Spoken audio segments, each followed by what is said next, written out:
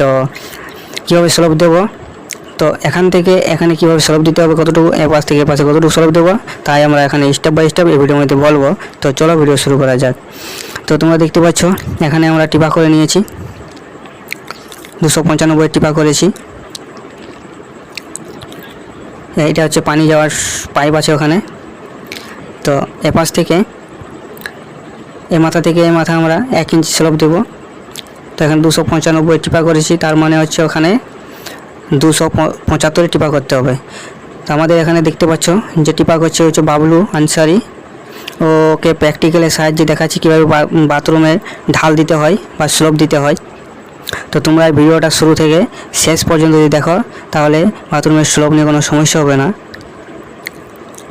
তো তাই দেখো এখানে আমাদের টিপার কাজ হচ্ছে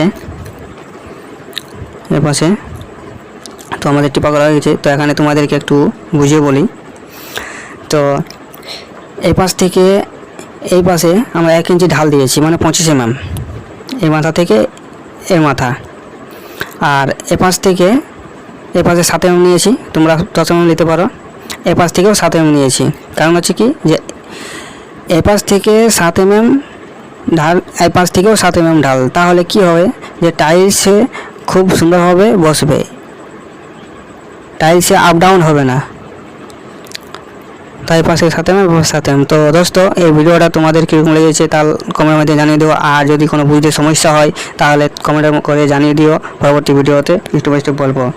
তো এখানে ফ্লোরের কাজ হয়ে গেছে। তো এই মাথা থেকে এই মাথা থেকে ওই মাথা স্লোপ, ওখানে পানি যাবে।